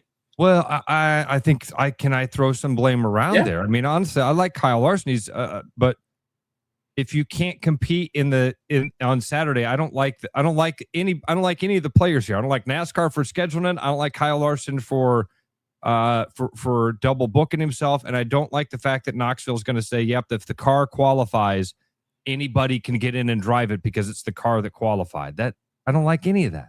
So here's the other side of that is like his car owner, Paul Silva. He's not like wealthy beyond belief, like he's got some money, but I'm not trying to evaluate the guy's personal wealth, but he's not like a gajillionaire, right? Okay. And so his car qualifying to that race, it pays $15,000 to start the race to get last. That's more than a normal World of Outlaws high limit, 10 to 12,000 ish around there, but 15 grand to start on Saturday night. And whatever agreement they have, owner driver, usually it's about 50-50, but I mean, that's huge money for him. So Connor, do you think NASCAR does this on purpose because it doesn't want its drivers driving on dirt anyway? I don't know. They did it for next year's schedule too. So I don't know that for sure. And some people will say like, why are you mad about this? It literally only matters for one guy. And to that, I'll say like Ty Gibbs has started running sprint cars. Christopher Bell, we did a video with Christopher Bell this week, and he said he'd love to run sprint cars, love to run the Knoxville Nationals. And Carson Hocevar said the same thing with us during Infield Beers this week. So we've had a great list of guests leading up for Always Race. No It's been doubt. our best year yet. All right, so how much we talked about this last week, and you're much more finger on the pulse with this. How much crossover is there between Newton race fan and Knoxville race fan? I think there's a lot. I think there's quite a bit. Okay. And I was walking around up there and I saw a ton of sprint car shirts, and I think there's more than people think. Okay. Obviously, like, NASCAR comes to town. I think fans come from other states to come see it. And that changes things too. And having it so close together doesn't help anybody. I love that we're going to July 4th next year. I was shocked they got the July 4th date for Iowa Speedway, because typically that's like we want to make a big deal out of this race thing for NASCAR. And, Iowa's overlooked flyover state is what it is. But yeah, it's going to be more fun next year to see that. But I think there's a lot of crossover between race fans. There's a lot of people here that just racing's racing, and we like to watch it. Okay. Good stuff. Any Iowa drivers? So, in the past, we've had Brian Brown. There have been guys that have been locals. Terry McCarl for a long time was one of the guys that we could watch down there at the Nationals. It was always fun to hear from Pleasant Hill, Iowa. God, I know that place. Anybody from Iowa anymore? Yeah, there's a ton. Tasker and Sawyer Phillips, Matt Morrow. His driver's JJ Hickle, but Matt Morrow's a car owner. You're just having me name off my friends here, this is unfair to everybody. Jamie Ball, I'm going to forget one too, and I'm going to feel bad about it. How about this? When I talk about like Brian Brown, I mean, is there anybody from Iowa that would have a legitimate shot of competing on Saturday? Thames is Oklahoma. I'm trying to think of guys who are Iowa born and bred. Like Brown's from Missouri. I don't know if you knew that. I thought he was from. I always thought he would call Knoxville home. Yeah, I think he will, but that's just because he races there every week and drives up. Okay, all right. I thought, yeah. What was McKenna's last name? Is she still driving? McKenna Haase, she is not driving this year. I'm not sure if she's still driving a sprint car or wants to get back into it, but I know she's not driving this year. Okay. Yeah. Huh. All right. Somebody asked if you've been called a shithead by a driver in the pits yet this year. Has that happened? Yeah, Aaron Reitz will call me a shithead in the post-race presser on Saturday. You know what? I used to race against him in the Tony Stewart racing game and let him know that. Oh, yeah? Yeah, I used to kick his ass. Just let him know. I'll definitely pass along the message. Yeah, no, I loved it. It was a fun comment, fun moment from it. I was just asking him about him and Ryan Timms' car owner have a little bit of history, a little bit of animosity there. And I just point blank asked him about it afterwards. And yeah, he called me a shithead. I thought it was hilarious. I was laughing for a long time. Nick wants to know about the McCarl family. He said, what about that family from Altoona? They were from Pleasant Hill, Nick. Tasker and Sawyer, Tasker, Pleasant Hill, McCarl's from Altoona. Okay. But yeah, Austin and Carson McCarl. I'd say Austin McCarl's the Iowan with the best shot. He's got Okay. quite a bit of speed. He's racing for a car owner from California, and it's like a kind of Cardinal and Gold 88 car. It's not like Iowa State shade Cardinal and Gold. It's like maroon. But he's had a ton of speed this year, and Carson McCarl's no slouch. The Really, Hawkeye fan in me has to say, so it has a chance of winning? yeah, I would say so. All right, Connor. Thanks for getting up. Always early with race us, buddy. day. Check him out on Twitter and follow him all along during the Knoxville Nationals. That's going to be your home. Is that a Jayco you're in, like a 25-foot Jayco? What are you in? What's a Jayco? That's the brand. It's the brand of a trailer. It's a really nice brand. So he's basically what you and I would just call a trailer. Travis knows the actual name brands of. Yeah, no, it's an RV. It's got a steering wheel up there. We can move it around. Oh, you're in a C class or an A class. It's got a steering wheel up there. Yeah, it's so fancy. I had to turn the AC off because the fan goes so loud so I could make sure you guys could hear me fine. And now it's getting hot in here because the AC's been off for 30 minutes. All right, Connor. Buddy. Thanks We'll let so you go much back for to coming bed, out man. with us, Connor. Thanks, bud. Appreciate it. I'm staying up. I'm too excited now. We'll run it through. We'll get some sleep later. We can sleep on Sunday. Good stuff. Thank you, Connor buddy. Talk to you Ferguson. soon. Thank you, sir. Thanks, guys. Appreciate y'all. Thanks appreciate for it. having me. Sammy Swindell. 71 years old. 71. Travis, I was a kid and he was a veteran. I mean, I'm not exaggerating. He ran his first Knoxville National when I was 5 years old. That's crazy. That's great. He's been running the Knoxville Nationals longer than I've been alive. And I don't know why he was my least favorite driver. I don't know how that ever came to be, that he was the guy we cheered against. I don't know why. Why is it? He ran I grew up on the western side of Iowa, right? And I wouldn't say sprint car racing is huge over there. Why did I probably knew, Ross, more sprint car drivers than I did NASCAR drivers. Because when you bring up Mark and Steve Kinzer, you bring up Danny the Dude Lasowski, you bring up Sammy Swindell. Those were big names back. Why did I know those names, even though on the western half of the state, sprint car racing wasn't very big? I don't know. I don't know. We watched it a lot. I didn't like Steve Kinzer either. Jamie just wrote that in. Jamie just said hated Kinzer. Because Kinzer won all the time. All the time. He had that Quaker State green. Yeah. And so it was just easy to hate him. I liked Mark Kinzer. That's who I was always cheering for. But I think it was just the name and the fact that he was kind of like I saw him as the little brother, even though he was like a cousin or something. I don't like the fact that Kyle Larson can run on Thursday and not run on Saturday. I don't like that at all. It's not the car, and I get it. For the car owner, that's a season-changing thing, right? To get that $7,500, $15,000 to finish dead last, he can have his guy go out there, take a lap, and pull it off the track. Yeah, but you know as well as I do that people want to see Kyle Larson race. Yeah, absolutely. You can go watch a cover band, but you want to see Journey. Meaning you can get cover bands that are really good, but what would be a great story? It would be a Ricky Bobby story if the car qualified. You threw them. What did he say? Who did he say it was going to be? It's like his pit crew guy. It was going to be like his crew chief or something like that. Yeah.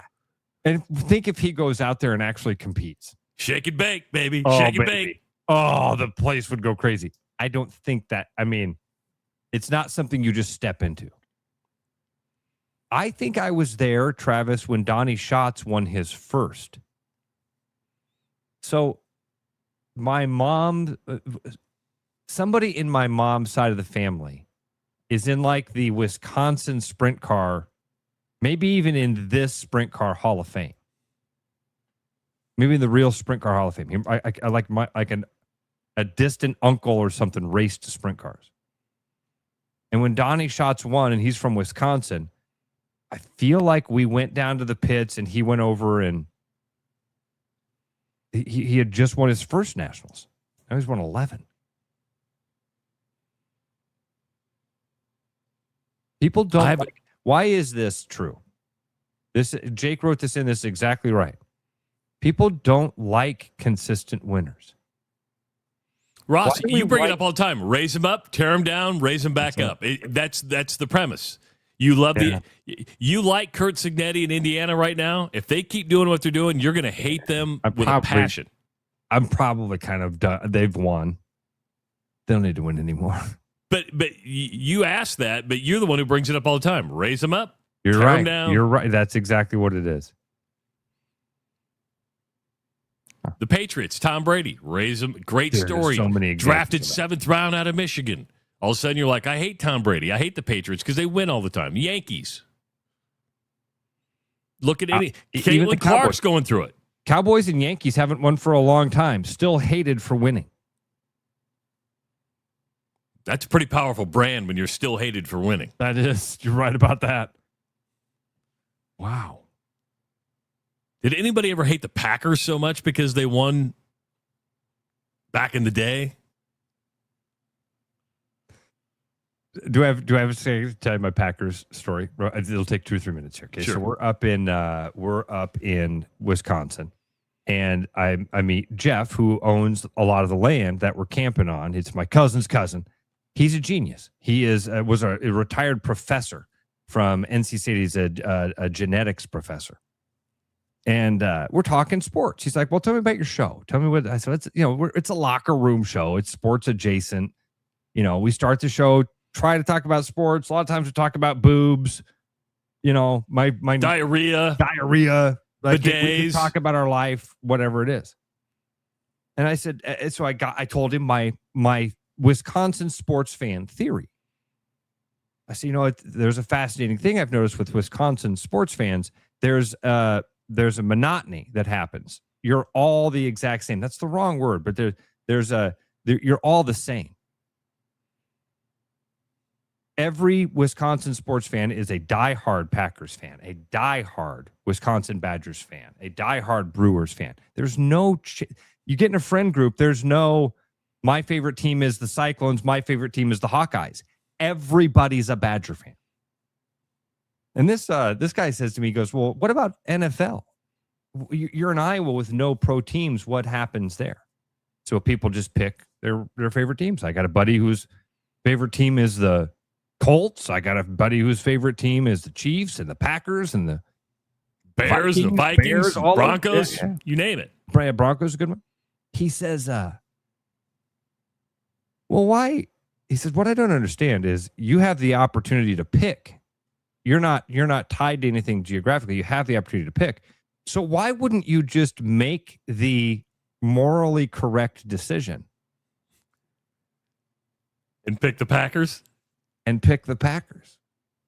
The morally correct decision. You can choose between supporting any billionaire owner in the world or the Packers. You choose the Packers, right? And I said, that's that Wisconsin arrogance I've been looking for. I love it. Gary Presnall is a mortgage originator with Community Choice Credit Union in Des Moines. He can get you pre-approved in 30 minutes or less. And those pre-approvals can be done after hours or on the weekends. He's the state's top producing mortgage originator the past 8 years and specializes in a wide variety of loans, including new construction financing. Gary's been financing homes the past 25 years, and you can trust him with your largest purchase. Best way to contact Gary, give him a call at 515-975-6767, or you can email him, gary.presnall@comchoicecu.org. It is the Rush Radio Show, powered by Willis Automotive. Game on, keep your edge with Body Armor Sports Drink. Bold flavors, electrolytes, and hydration that goes the distance. Grab Body Armor before the grind, during the game, and after the win. Body Armor Sports Drink. Hydration that's real and better for you. Pick up Body Armor Sports Drink on your next grocery store run or convenience store trip. With the Iowa Lottery's new Millionaire for Life game, you could win $1 million a year for life. That could make you a My Dream Job is No Job millionaire. A front row tickets to every show millionaire. Hire a personal glam squad for you and your bestie, Yanair. Yep, a little further. Or just to never run out of your favorite pickles, Yanair. With Millionaire for Life from the Iowa Lottery, And these. you can change your life for life. Play today. Willis Chevrolet's Summer of Savings is on now, and the deals are turning up the heat. You'll find a huge selection of new, used, and Car Bravo certified vehicles, all ready for your next road trip, daily drive, or whatever summer throws your way. Right now, you can take advantage of 0% for 5 years on the dependable Silverado and 0% for 36 months on the versatile Equinox and the affordable Trax. It's the perfect time to get into the Chevy you've been eyeing. Don't wait. Shop Willis Chevrolet's Summer of Savings here in Granger or online at willischevy.com.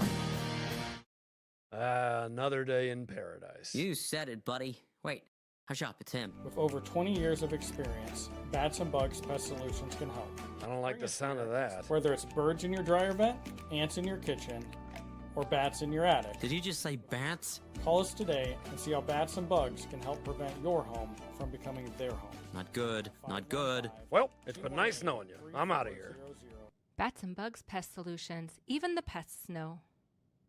So I think what's unique about Urology Center of Iowa is that we are a truly independent, single specialty clinic. We have a mantra that the patient comes first, the group comes second, and we as individual surgeons come last. When I meet with a patient for the first time, I want them to feel heard. I never want them to feel like I'm in a rush. Just watching the change that you can make in a patient's life,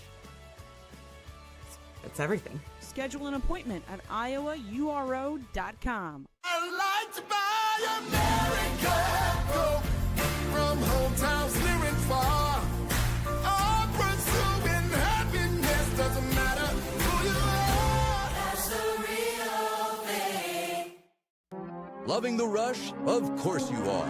Keep listening for more local sports content on The Lunch Rush with Trent Condon from 11 to 1 and Beyond the Bench with Sean Roberts and Lucas Strain from 4 to 6 every day. It's all here on the Rush Radio Network. Fresh, wild walleyes. This summer, point your compass north to Ballard's Resort on Lake of the Woods. Ballard's Lake of the Woods long-standing family resort offers a pole-in-hand guided fishing experience along with all-inclusive packages that include lodging and meals. Chase 10-pound trophies with the walleye capital of the world's most established fleet. Your adventure for fresh, wild walleyes awaits at Ballard's Resort. Set the hook at ballardsresort.com. Hi, I'm Tom, owner of Central City Liquors. Our customers love us because we offer a large selection at an affordable price. And to keep costs low for you, we don't splurge on fancy promotions and expensive equipment. This commercial is being shot on a phone taped to a stick. Anyway, we are proud to announce our new rewards program that allows customers to save more the more they buy. So don't spend more to pay for fancy commercials. Save at Central City, where we know what's important. I told you we should have used duct tape. August is here, which means back to school season is upon us. We over at Land Rover Des Moines want to ensure you and your teens' vehicles are ready for the road ahead. For the entire month of August, we are offering free multi-point vehicle inspections, any make or model. At any of our service center locations, a certified technician will take a look at your tires, brakes, underneath the car, and everything in between. To schedule an appointment, give us a call or head online at landroverdesmoines.com.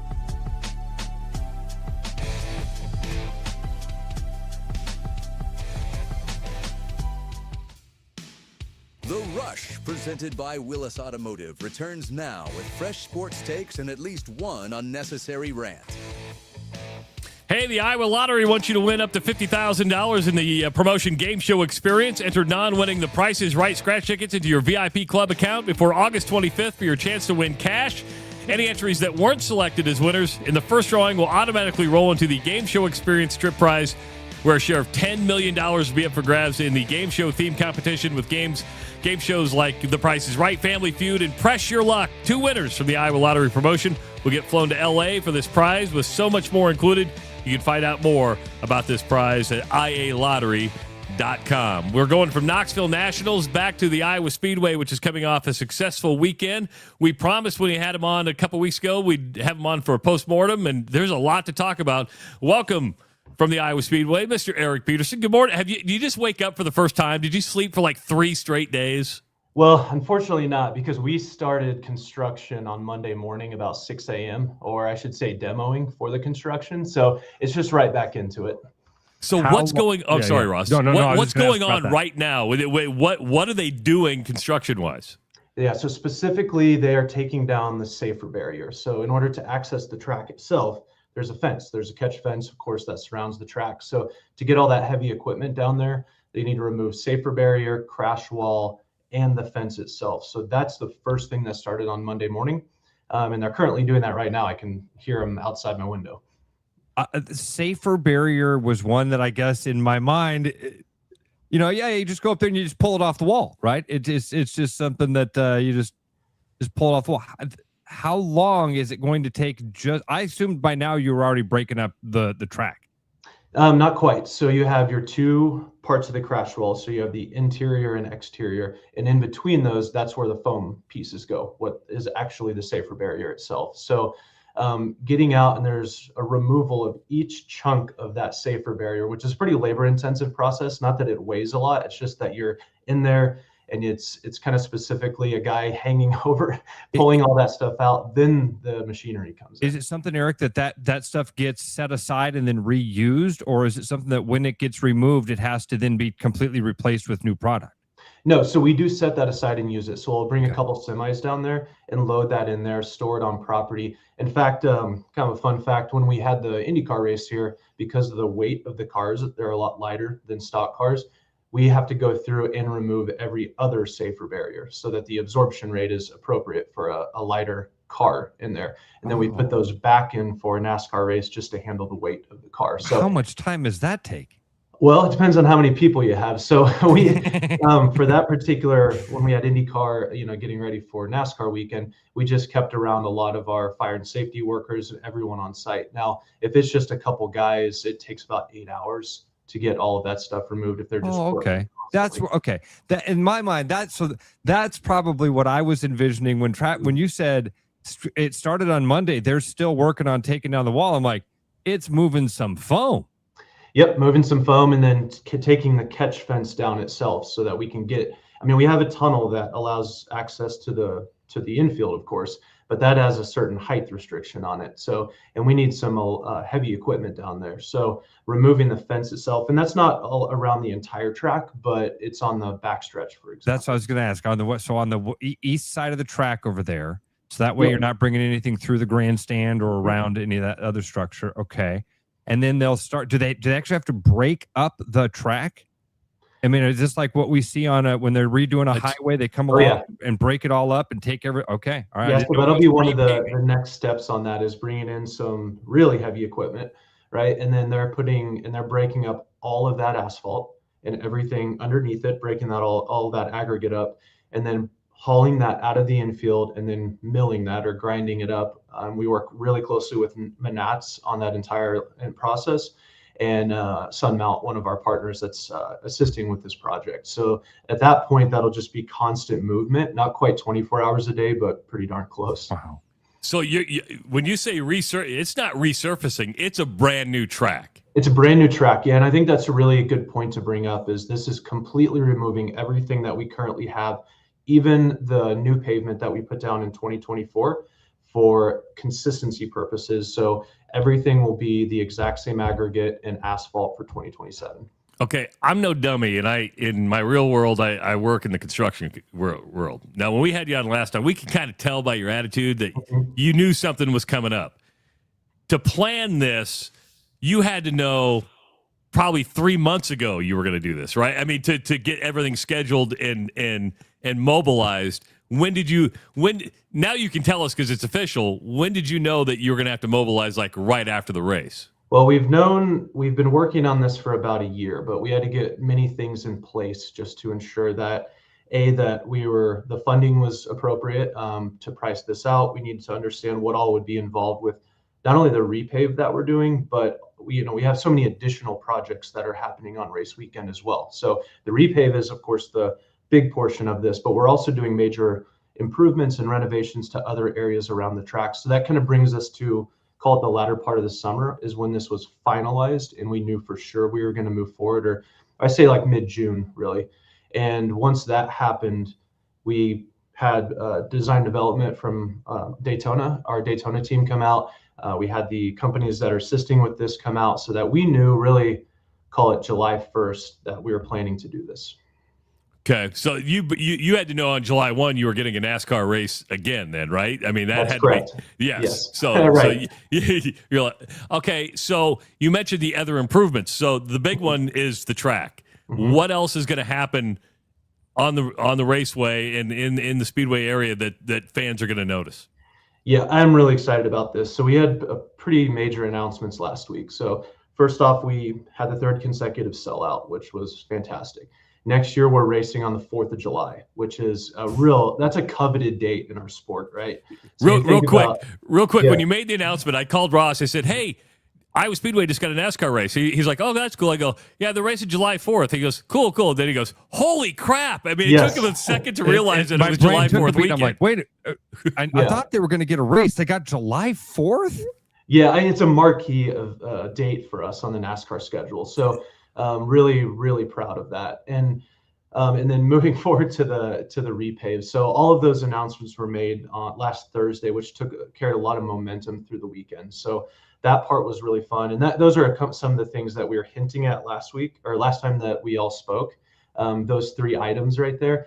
And, the other renovations that we're doing on the backside of the grandstands, for example. So everything else is fan facing. I mean, of course, the competition is fan facing with the repave, but we have some areas along the entire backstretch concourse. So merch haulers, concession stands, midway partners that are activating that we will completely repave and kind of reimagine on what we can do in those areas. So as I see what we've done at other racetracks, we're going to add areas that have more fan amenities like gazebos and misting stations and areas that are tented. So folks, it's a lot of walking around the facility. So more comfortable areas for our fans to go check out, but also allows us to add more partners activation. So in those areas, we're going to take out an old stage that's really not doing a whole lot right now over in turn 4, level that area off and kind of make a perch, so to speak, that you can hang out in that area on race day. And if you want to leave your seat to go grab some food,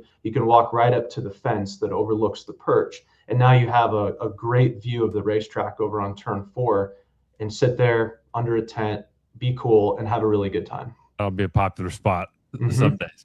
All right. Can we go back a little bit and maybe take a bigger view of things and have you explain some things because I'm even in the dark about some of this stuff, Eric. I think I understand Iowa's role with NASCAR and NASCAR's position in the track and what your role is, but maybe you can help us understand some of this. So, and I think that the July 4th thing is maybe a good window into that. Is this the type of thing where you had to sell somebody on coming to Iowa on the 4th of July? Is so like I'm trying to compare it to when we get a big event in Des Moines. When the NCAA decides they're going to have a regional in Des Moines, that's because some people in Des Moines went and worked their ass off to sell the community and this place to the higher ups. So within your answer, can you explain to us kind of your role in NASCAR, what NASCAR's role is, what their vision is for the track? Because I don't want to answer any of these things within my question here, but can you just kind of walk us through how that happened, who makes these decisions, and how that landed?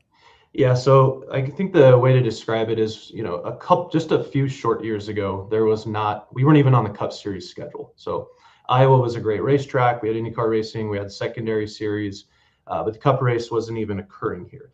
So that brings us to 2024, a couple years ago, and we have a first Cup race, and it was a sold out race, sold out very shortly.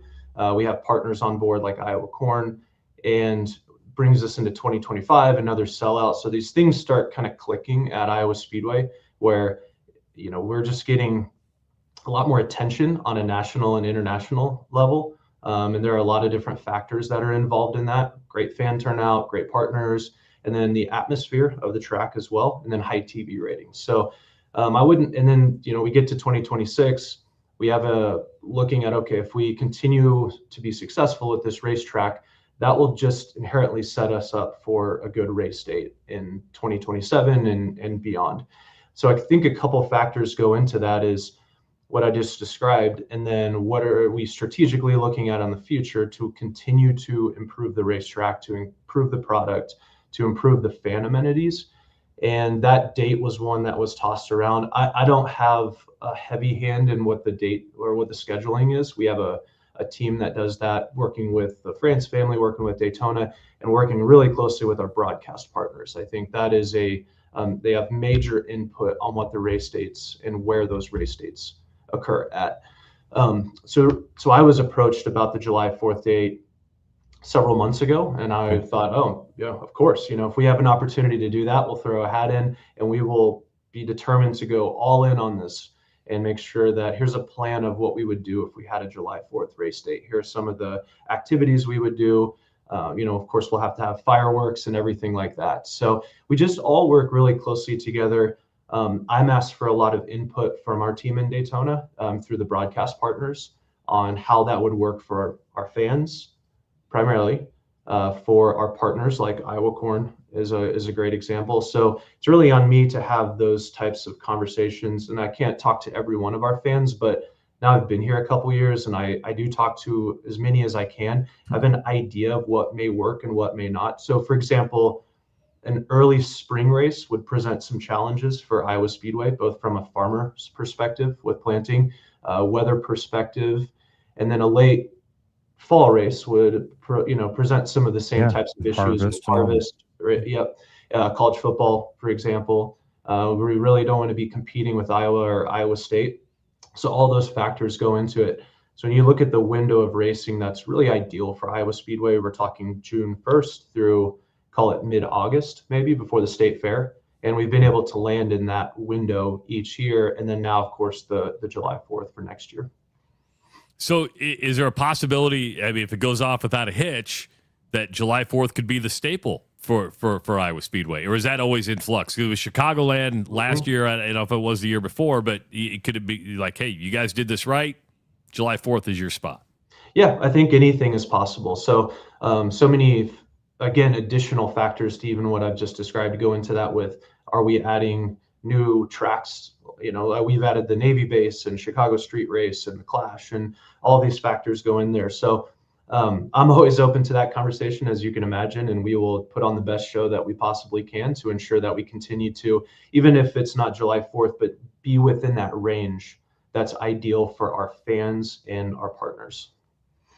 Eric, can we? I met a guy that's a friend of yours by the name of Ryan Repp. He was a cop in Newton for a long time, and then I had an awesome conversation with him the other day. And he told me that he actually started in NASCAR the same day as you. He went from being a cop in Newton. One day he met a Danica Patrick media relations lady, and he's like, I can do this. Yeah, I got to give a shout out to Ryan. He's a really, really good buddy of mine. Good dude. He's a good guy. He's a great guy. We see each other quite a bit here in Des Moines. So we both started in a cubicle at Kansas Speedway. He was just, switching careers from being a police officer to be in motorsports. It was my first day working at Kansas Speedway in ticket sales. We were both in a cubicle, unfortunately, right by the restrooms. Probably the worst spot right there. And I was like, okay, how do I get out of this spot? This cubicle as quickly as possible. So, Ryan's been really instrumental in helping me and promoting me and supporting my career as we've gone on. And he was just out this past weekend as a guest of mine, and it was great to see him. So if you started in a cubicle by a bathroom in the Kansas Speedway. Yeah. And here you are, that was how many years ago? That was 2010. So, man, 16 years later, you're running the Iowa Speedway. What's your goal? Oh man, that's a tough one to answer. But I look at what the future looks like. I mean, 5 years ago, for example, we weren't racing at Iowa Speedway, the Cup Series. So I probably had a different goal then. And then this opportunity came up, and I couldn't ask to be in a better spot. It's absolutely incredible. So my goal now, just because of the momentum of Iowa Speedway quickly becoming a real marquee event on the schedule, is just the one ahead of me right now is July 4th of next year, and just continuing to deliver every single year. Is there jealousy amongst other tracks? I mean, if I'm Kansas City, I'm like, I've got this huge speedway down there, and you get you get a better race. I mean, it's almost like you've jumped ahead of Kansas Speedway. Well, look, Kansas also has a beautiful facility. That's where I came from. I mean, we are all part of the region, and they have 2 major cup races. We have one, cup race. Yeah. So I wouldn't say there's really jealousy on any other tracks. It's just they're also different. It's very different track down there too, Travis. That's You know, with the July 4th weekend, the space for RVing is going to be up for you're going to command a premium price. Are you going to expand like any full hookups or anything like that? Is that part of the expansion as well? The off-season construction? Yeah. So in the areas that I was describing earlier with that, I'll call it the turn one. I just refer to it as a perch, or it overlooks the racetrack where we currently have Hospitality Village. We are going to repave that entire area, which will allow us to add some more campsites. And more campsites that are similar to the ones we have on the backstretch terrace. So they're up there with hookups, and then they overlook the racetrack. So we're working right now to determine how many of those that we can add in there. And then we'll have a few other upgrades. Yeah, a few other upgrades. That will be a premium spot. There's no doubt about that. And we have a wait list right now for our campers. So we need to make sure we handle that appropriately too for, what that order is. And then we'll add a few things on our backstretch terrace for our upper and lower campers that will hopefully improve that experience for them. When can people start buying tickets for next year's race and reserving camping spots? Yeah, so we're in renewals right now. As we hit race weekend, we had a really high percentage, very high percentage actually, of renewals for next year, because we announced that on Thursday and then went right into renewals. So campsites, for those on a waiting list, those go pretty quickly. As you can imagine, it's really hard to get on that list, but I would encourage anyone now to call in and get on a list because of the new campsites that we're adding. And then we're also in our renewal period right now for those that have grandstand seats. So you can put a deposit down to ensure you're getting a ticket for next year. And then we open it up to everyone in roughly mid-November for those tickets that didn't get renewed. Yeah, you made the announcement last Thursday. That Friday morning, I said it was brilliant because all you have to do is go buy your tickets now. Mm-hmm. And you mentioned people, it's like, oh, you're probably half sold out by now. Yeah, we are pretty close to that, actually, a little bit over halfway. So that was very strategic, as you can imagine. But at the same time, we also wanted to give that news to our fans to talk about that on race weekend and build some excitement. And I spend a lot of time out in our campgrounds and in the grandstands and in the midway. We drive in a golf cart around the campgrounds, and I stop. I try to talk to as many campers as I can, the good, the bad, the ugly. I mean, I can't know everything that's going on. So for me, hearing it, and oftentimes I encourage our fans and campers, what are we doing wrong? Like, I don't know. I'm not camping out here. So you have to tell me what your experience is, right? So, and I heard it all. And I heard some things that I made a lot of notes on that we are definitely going to improve on in a couple different areas around the racetrack. So I do like that part. He said the good, the bad, the ugly. He was talking about the campgrounds. I thought he was talking about the campers. Oh, I'd never do that. So, never. We got a couple minutes left, but last year at this time we had you on, and you said you learned a lot of things, whether that was Wi-Fi and radio communications. Anything you took away from this year's race that you learned just from the fan experience that can even be improved upon next year? Yeah, I think a lot of these will be solved, or at least we're getting there by these renovations. So the backside of that concourse that we're repaving, it's really rough. Look, it's asphalt that's taken a beating over 20 years. So of course there's going to be some bumps that we've had to fill in to make sure that it's not a safety hazard. We have some areas that are kind of blocked off right now that we don't feel are safe enough to have a fan. And by that, I mean, they just might have some bumps and we don't need people tripping. So with that completely renovated, it allows us to be a little bit easier to walk, frankly, but then put in those things like additional not bleachers for the seats, but seating and gazebos and picnic tables and water stations and concession areas to where you're walking all over the place. And now you can sit down and kind of hang for a little bit, catch your breath, hang with your family, some more merch haulers. So that's the feedback that I hear. And then in the campgrounds, because I do want to just give a acknowledgement that I was listening on race weekend on this, I think we have an opportunity to add some more showers, for example. And that's something that I heard consistently over race weekend. And I know you can really never have enough to please everybody, but that's something that stuck with me all weekend that I am telling you right now that we will improve on for next year for all of our campers. And we know our campers are here from Thursday morning at 8 o'clock when we open, because I was there greeting the first one and there was a line to the highway all the way till, I think I saw a few actually get out of here yesterday. So we encourage everyone, hey, maybe by Monday, we'll try to get going out of here. We never really kick anybody off property because I don't want everyone to do that. But I saw a few kind of stagger out of here yesterday. And they waited for traffic to clear out. That's a good point. Travis, I realized in our last conversation that you can tell a lot about a guy by who his favorite driver was as a kid. Who was your favorite driver, Eric?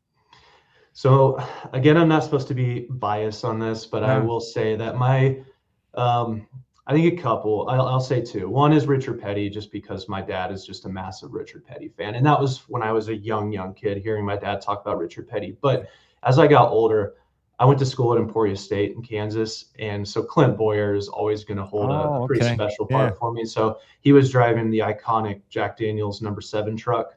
I mean, the perfect partnership right there when I was in college. And to see his success now as a broadcaster on Fox has been really, really cool. So that's been fun. And then currently, well, I don't want to say that I have a favorite currently. Again, with Ryan Blaney winning our first race here, that was super cool. And then Ross Chastain also being a farmer also. Ross does a lot of stuff with us in market. Ross has been on with us. He's fun. Great. Blaney was fun because, again, I was a sprint car kid and I watched his dad, Dave, or Dale. Which his dad was Dave or Dale?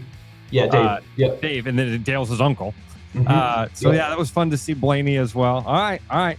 Pass the Eric. I like it, Eric. Good stuff, man. Congratulations on all success. We're glad it's coming back. Let's not be strangers. Let's keep the communication going, and anything we can do to help you, we'd be more than happy to help. So just let us know. Guys. All right. Eric Peterson from the Iowa Speedway. Thanks, man. Appreciate it. Yes. All right. Good stuff. Whole new track, which means they'll probably have to come back and test, right? I mean, you can't. They'll want to drive on that concrete. We should ask him about that. Well, looks like we have to have him back. Gonna have to have him back. Thanks, all right, everybody have a great Wednesday. Go vote on what kind of beer you want sold tomorrow. It's on our X page, and we'll hear from Brian Duax tomorrow on the Rush Radio Show, powered by Willis Automotive. Hey, Tanner with Liberty Lawn and Landscape here. We are now booking, so get a hold of us to schedule your next project today. Serving the Des Moines Metro, we specialize in a variety of services such as retaining walls, paver patios, edging and rocking, and much more. Now offering 3D renderings to show you exactly how your project will look before beginning. Liberty is proudly veteran-owned and ready to serve you today.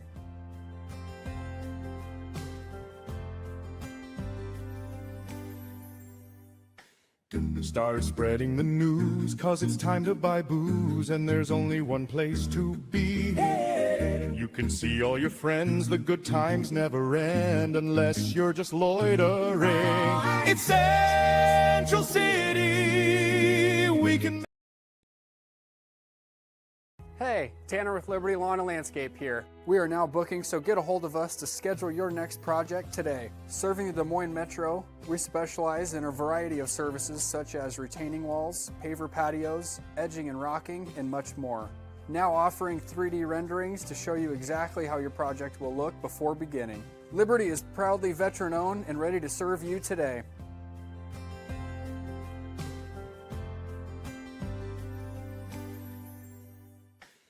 Start spreading the news, 'cause it's time to buy booze, and there's only one place to be.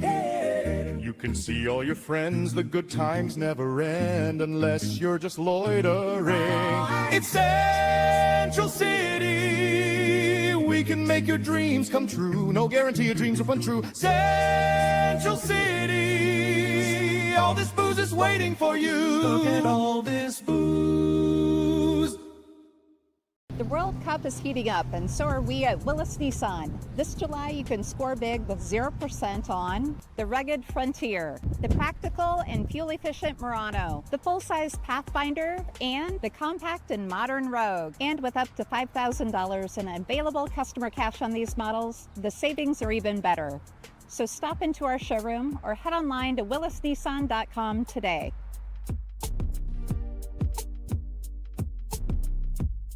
With the Iowa Lottery's new Millionaire for Life game, you could win $1 million a year for life.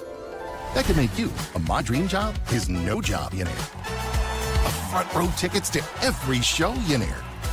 A hire a personal glam squad for you and your bestie millionaire. Yep, a little further. Or just to never run out of your favorite pickles millionaire. With Millionaire for Life from the Iowa Lottery, And these. you can change your life for life. Play today. Bask in the glory of victory, or if necessary, wallow in the sorrow of defeat. Do both after every Hawkeye game on the Black and Gold Rush on the Rush Radio Network.